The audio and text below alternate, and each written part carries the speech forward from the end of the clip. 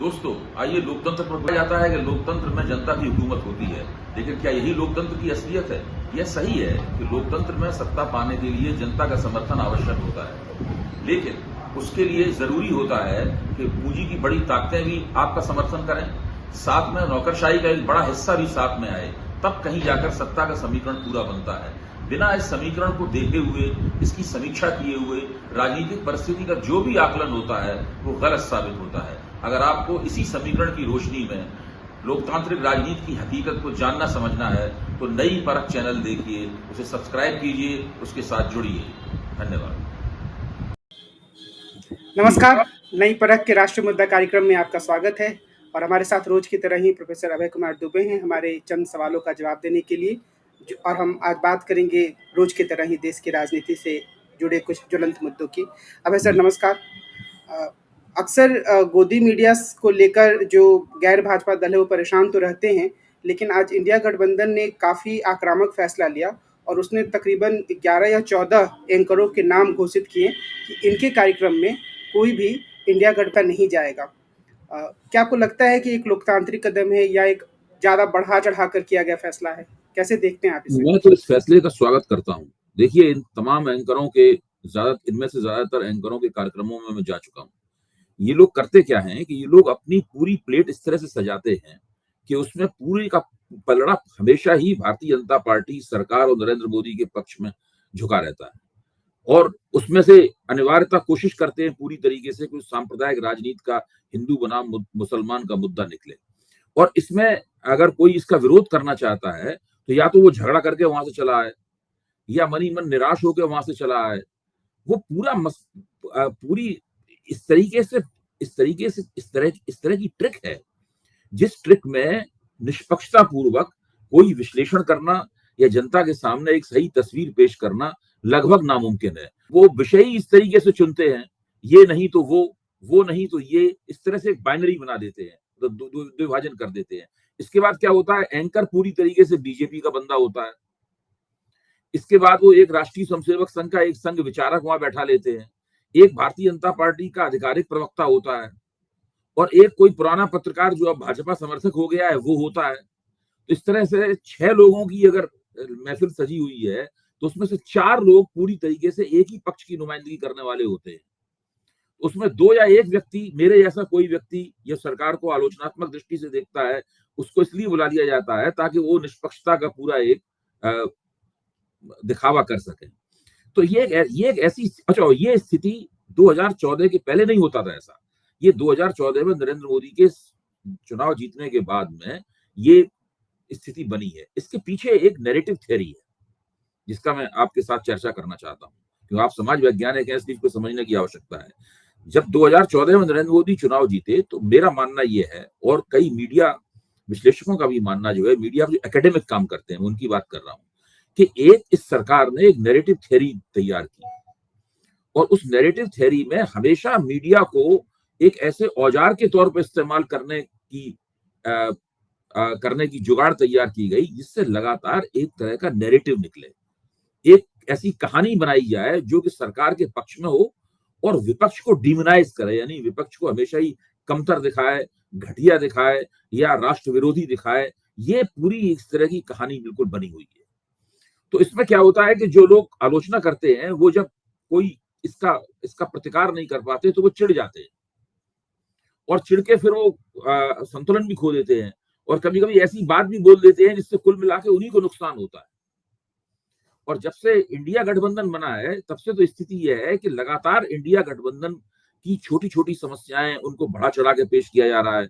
India गठबंधन से वे अपेक्षाएं की जा रही हैं जो जिसके लिए वो बना नहीं है। तो और बाकायदा इस चीज को इस तरह कहा जाता है जैसे कि बड़ी निष्पक्ष बातचीत हो रही हो, इस अंदाज में इस चीज को कहा जाता है। क्योंकि एंकर खुद इस पूरी इस तरह की साजिश, बौद्धिक साजिश का, मीडिया साजिश का हिस्सा होता है, इसलिए उसकी पोल भी नहीं खोली जा सकती। अब धीरे धीरे स्थिति ये आ गई है कि कुछ एंकर तो बाकायदा संघ के दफ्तर में नागपुर में जाकर वहां दावा करने लगे हैं कि हम तो राष्ट्र हित में आपके साथ हैं। एक आध बार किसी एंकर को मैंने व्यंग पूर्वक कहा भी, तो उन्होंने कहा भाई देखिए, हम कोई भाजपा के समर्थक नहीं है, हम तो राष्ट्र जो कर रहे हैं वो राष्ट्र हित में कर रहे हैं, और राष्ट्र हित जो है वो भाजपा और मोदी का समर्थन करने का ही नाम है। तो ये एक ऐसी स्थिति बन गई है, इसमें चित्त भी उनकी होती है और पट्ट भी उनकी होती है। तो अगर अब जब चुनाव केवल 8 महीने दूर रह गए हैं और INDIA गठबंधन चाहता है कि वो नरेंद्र मोदी और भाजपा को चुनाव में कुछ नुकसान पहुंचाए, तो उसके लिए जरूरी है कि इनके जो छिपे हुए, कम छिपे हुए, ज्यादा छिपे हुए या बिल्कुल खुले हुए जो समर्थक हैं, जो सीधे-सीधे भारतीय जनता पार्टी के सदस्य या प्रवक्ता के रूप में मंचों पर नहीं पेश होते हैं, उनकी सूची जारी कर दी जाए। मैं तो ये भी मानता हूं कि न केवल उन एंकरों की सूची जारी की जाए, बल्कि उन पत्रकारों और तथाकथित राजनीतिक समीक्षकों की सूची भी जारी की जाए, जो दिन-रात विपक्ष के खिलाफ, दिन-रात मुसलमानों के खिलाफ जहर उगलते रहते हैं, अपने सोशल मीडिया कार्यक्रमों में या दूसरी तरीके से। वो अपने हिसाब से बोलते हैं। वो जहां कहीं देखते हैं कि यहाँ पर कई तरह के लोग मौजूद हैं, वहां वो थोड़ी संतुलित बात बोलते हैं, अपनी बात बोलते हैं, संतुलित बोलते हैं। जहां पे उन्हें अपना एकल कार्यक्रम देना होता है, वहां तो वो खुल के ऐसे इस तरह की आपको बहुत सी बातें सुनने को मिल जाएंगी कि चूंकि सब लोग, वो लोग जानते हैं कि दिल्ली में भारतीय जनता पार्टी विधानसभा का चुनाव नहीं जीत सकती, तो उन्होंने ये भी कहना शुरू कर दिया है कि दिल्ली विधानसभा का जो दिल्ली को स्तर मिला था, दर्जा मिला था, वो खत्म कर दिया जाना चाहिए। इसकी कोई जरूरत नहीं है, ये बिल्कुल बेकार है। तो इस तरह की बहुत सी बातें आपको सोशल मीडिया पर, तो मेरे ख्याल से इस प्रकार के तथाकथित जो अपने आप को निष्पक्ष समीक्षक के तौर पर या पत्रकार के तौर पर पेश होते हैं, वो पूरी तरीके से उन्हीं के आदमी है। दरअसल एंकर और उनके बीच के गठजोड़ के से ये पूरा कार्यक्रम बनता है। इनकी भी सूची एक जारी करनी चाहिए। ये लोग भी वही हैं। जब एक बार ये सूची जारी हो जाएगी, उसके बाद में और ऐसे इन लोगों की स्थिति ये है कि ऐसे लोगों से अगर कोई कह देगा या भाई आप तो बिल्कुल भाजपा की समर्थक हैं या भाजपा प्रवक्ता की जरूरत क्या थी, आप तो खुद ही भाजपा प्रवक्ता का काम कर रहे हैं, तो उनके ऊपर इसका कोई असर नहीं होता। वो अपनी बात कहते रहते हैं क्योंकि वो जानते हैं ऐसा कभी कोई ना कोई व्यक्ति कह सकता है। तो मैं इसका स्वागत करता हूं। मैं इसका स्वागत नहीं करता कि इन लोगों के खिलाफ FIR दर्ज की जाए। मैं इसका स्वागत नहीं करता कि इन लोगों के खिलाफ कोई, जहां विपक्ष की सरकारें हैं, वो इनके खिलाफ कानूनी कार्रवाई करनी शुरू कर दें। ये उचित नहीं है।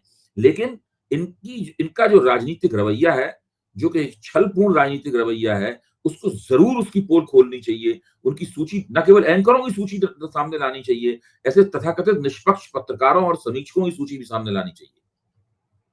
हालांकि बहिष्कार करने का पहला सिलसिला शायद रवीश कुमार से शुरू हुआ था, जो भारतीय जनता पार्टी ने शुरू किया था। लेकिन मेरे मन में यह बात आती कि क्या इससे बेहतर एक रास्ता यह हो सकता है कि लोग मिलजुल कर एक मानक तैयार करें कि टीवी डिबेट इस रूप में होना चाहिए, और जैसे आपने कहा कि एक तरफा बातचीत ना हो या 6 लोग मानेगा कौन? खुल के ना हो। देखिए, उसको मानेगा कौन?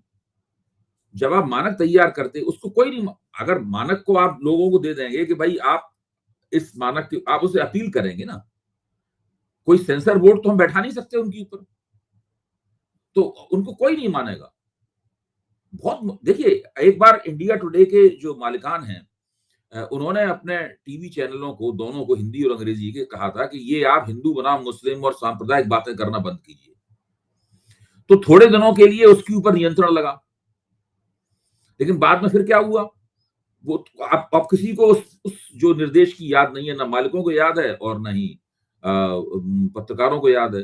स्थिति यह है कि तमाम बड़े बड़े एंकर जो कि टीवी पे दिन रात अपना चेहरा चमकाते रहते हैं, भारतीय जनता पार्टी के कार्यक्रमों में जाते हैं।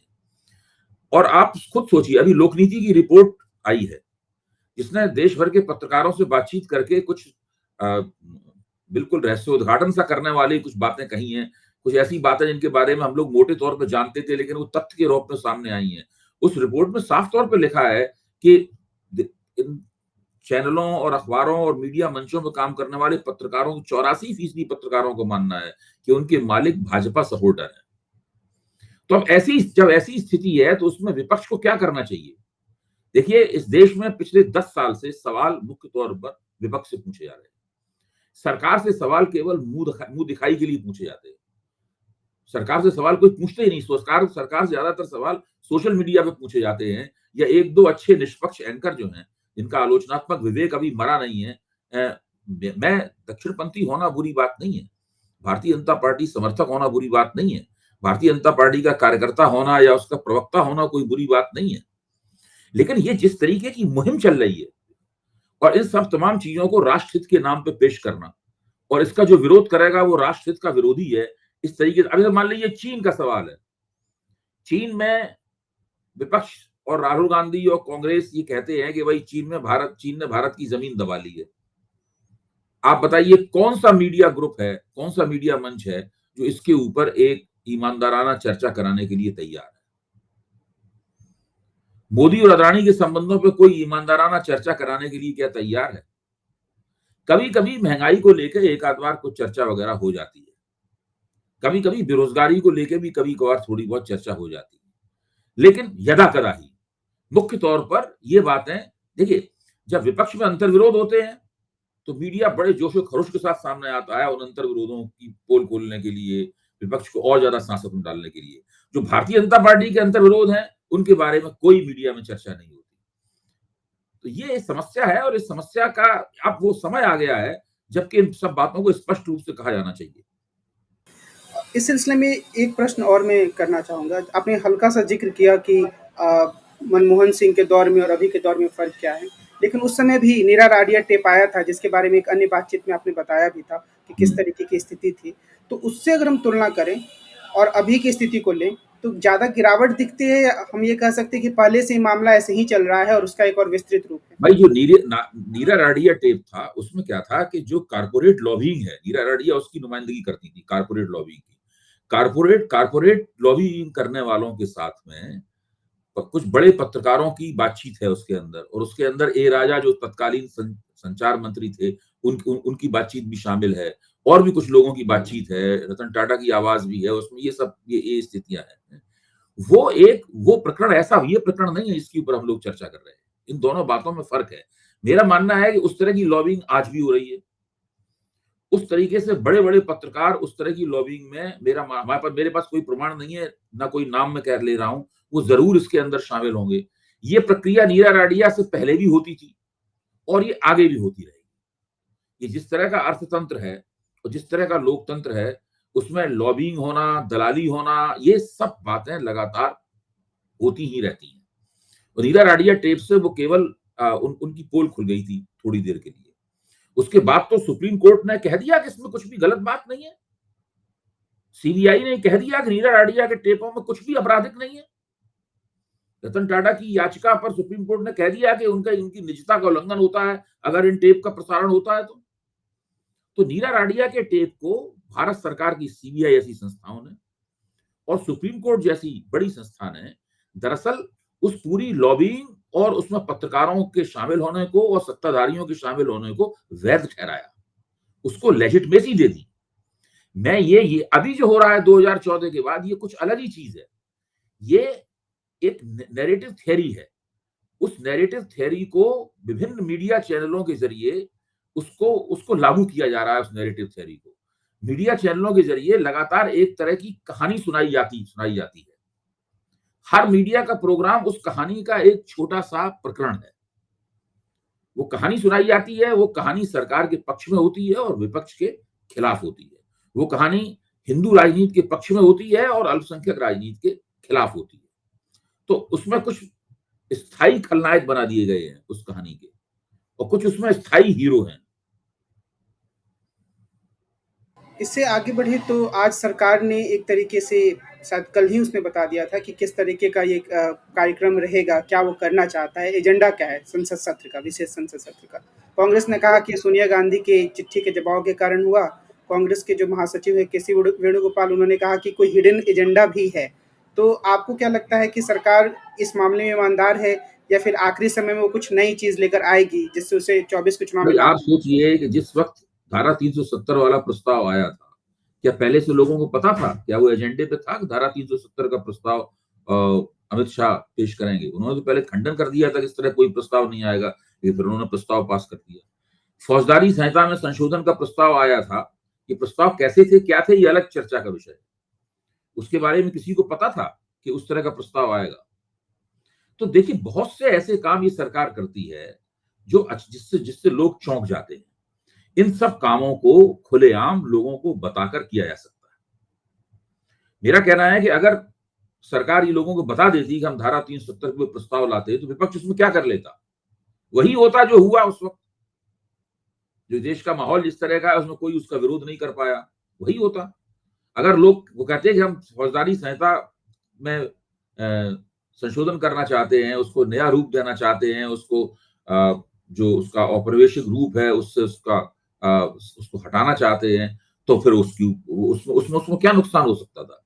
लेकिन ये सरकार का तरीका है काम करने का। इसलिए इस सत्र में भी ऐसा हो सकता है। कैसे हम अभी कह दें कि ये ऐसा नहीं होगा, हो सकता है ऐसा ना हो, लेकिन इसकी कोई गारंटी नहीं है। तो आखिर नरेंद्र मोदी और उनकी सरकार क्या सोच के ऐसा करती है? उनके मन में क्या चल रहा होगा कि क्यों ऐसा देखिए, कर रहे हैं? इसमें क्या है कि सरकार जो है वो ठीक है, या इसमें अधिकारों का विभाजन है। लेकिन सरकार इस देश की सबसे शक्तिशाली एजेंसी होती है। जो एजेंसियां अधिकारों के विभाजन की नुमाइंदगी करती हैं, दरअसल उन शक्तियों को भी तनख्वाह देने का काम, उनकी नियुक्तियों का काम भी सरकार ही करती है। अब इसमें सरकार कितनी उदार है इस पर निर्भर करता है। अब आप कल्पना कीजिए कि दिन रात 1.5-2 महीने तक एक दूसरे को कड़ी आलोचना करके और कड़ी राजनीतिक टक्कर के बाद में चुनाव लड़ा जाता है। फिर सब लोग जीत या हार जाते हैं। फिर जीते लोग एक साथ संसद के हॉल में बैठते हैं। क्यों बैठते हैं संसद के? इसलिए बैठते हैं कि विभिन्न प्रश्नों के ऊपर कोई राष्ट्रीय सहमति, आपसी चर्चा करके निकाल सकें। राष्ट्रीय सहमति तब निकलेगी जबकि सरकार, जो कि बहुत सर्वशक्तिमान है, सरकार सर्वशक्तिमान है भारत में और नहीं दुनिया की सभी जगहों पे। जो सरकार होती है किसी भी देश या राष्ट्र की सबसे बड़ी एजेंसी है, उसके पास सबसे ज्यादा पैसे होते हैं, सबसे ज्यादा शक्ति होती है, हिंसा करने का अधिकार होता है, किसी को भी गिरफ्तार करने का, किसी के बारे में कुछ भी मुकदमा कर देने का सारे अधिकार सरकार के पास होते हैं। तो वो सरकार जब तक विपक्ष को कुछ गुंजाइश नहीं देगी, कुछ एल्बो रूम नहीं होगी, तब तो राष्ट्रीय सहमति कैसे बनेगी? उसके लिए जरूरी यह है कि कुछ उदारता दिखाए सरकार। नरेंद्र मोदी की सरकार हर काम के लिए जानी जाती है, लेकिन उदारता के लिए नहीं जानी जाती। उसने तो इस 2014 से लेकर अभी तक आप देखिए, संसद को भाषणबाजी की प्रतियोगिता का अखाड़ा बना दिया है। और उसके पीछे भी यही तरीका है कि हम संसद के जरिए कुछ, जहां तक हमारे पास बहुमत है तो कानून वानून तो हम पास कर ही लेंगे। देखिए, अभी अभी मुझे एक आंकड़ा प्राप्त हुआ है जो मैं आपके सामने रखता हूं। जो देश की पहली संसद थी, यानी 1953 वाली जो संसद थी देश की, वो 137 दिन चली थी कुल मिलाकर। और ये संसद जो अभी है, कुल मिलाकर अभी तक 74 दिन चली है और 8 महीने केवल खत्म होने के लिए रह गए हैं। इन 4 दिन के विशेष सत्र के बाद में केवल एक शीतकालीन सत्र होगा, उसके बाद कुछ नहीं होगा। आप इसमें 10-15 दिन और जोड़ दीजिए 74 में, तब आप देख लीजिए कि संसद कितनी कम चली।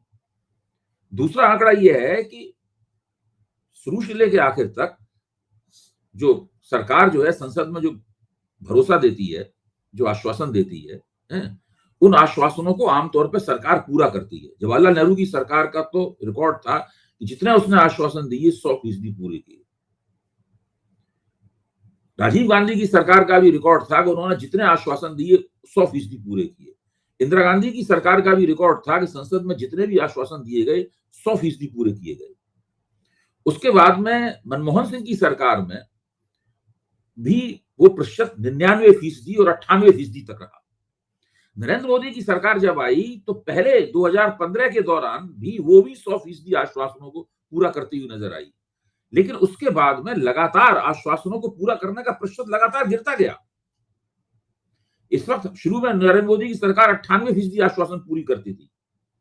3-4 साल बाद वो केवल 72% आश्वासन पूरी करने लगी और उसके बाद अब केवल वो प्रतिशत घट के 37 पे आ गया है। यानी संसद में जो आप आश्वासन देते हैं, जिसको पूरा करना आपका नैतिक दायित्व है, वहां भी आप केवल उस आश्वासन पे केवल 37% ही खरे उतर रहे हैं। अब इससे अंदाज लगाइए कि किस प्रकार की सरकार है, किस तरह संसद चलाती है, संसदीय प्रणाली का क्या कर रही है, एक संस्था के रूप में संसद का इसने क्या हाल कर दिया है।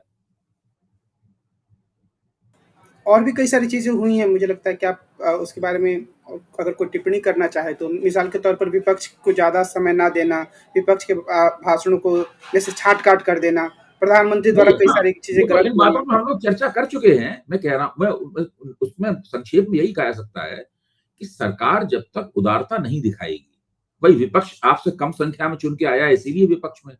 अगर आप ज्यादा संख्या में चुन के आया होता तो सरकार में बैठा होता है।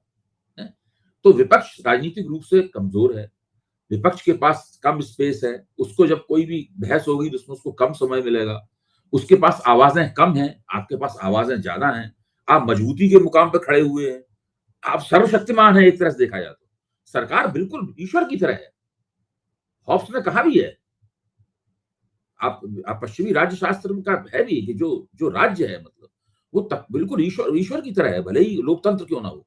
तो मैं इस बात को इसीलिए कह रहा हूँ, सरकार जितनी उदार होगी, लोकतंत्र उतना ही ज़्यादा होगा। सरकार जितनी उदार नहीं होगी, नियम कानूनों का सहारा लेकर केवल अपनी सत्ता दिखाती रहेगी, लोकतंत्र उतना ही सीमित और संकीर्ण होता चला जाएगा। एक आखिरी सवाल हिंदी दिवस के बारे में। आज हिंदी दिवस है और मेरा सवाल सिर्फ़ ये है कि क्या आपको ये लगता है कि हिंदी ज्ञान की भाषा बन रही है? जब आप पत्रकारों का ज़िक्र कर रहे थे तो मेरे मन में ये बात आई और मैंने सोचा कि इसको मैं बाद में ही पूछूँगा कि एक समय पेड न्यूज़ की काफ़ी चर्चा होती थी। प्रभाष जोशी इसको लेकर एक अभियान भी चला रहे थे और आजकल मैं जब हिंदी अखबारों को देखता हूँ, मैं नाम नहीं लूँगा, तो मुझे लगता है कि पहले पेज से लेके आखिर तक बहुत सारी चीज़ें हैं जो पेड न्यूज़ के रूप में हैं। सरकार की आलोचना होती ही नहीं है। तो आपने एक प्रतिमान जैसा जर्नल भी निकाला जो पहली पुरुष समीक्षित जर्नल के रूप में रहा है हिंदी जगत में। तो आपको क्या लगता है कि अखबार के स्तर पर और ज्ञान के दूसरे माध्यमों के स्तर पर हिंदी की क्या संभावनाएँ हैं? देखिए, और आप मीडिया समझे में तो हम लोग ये तो चर्चा कर ही रहे हैं, जहाँ के हिंदी और ज्ञान का सवाल है। हिंदी ज्ञान की भाषा बनने में अभी बहुत देर है।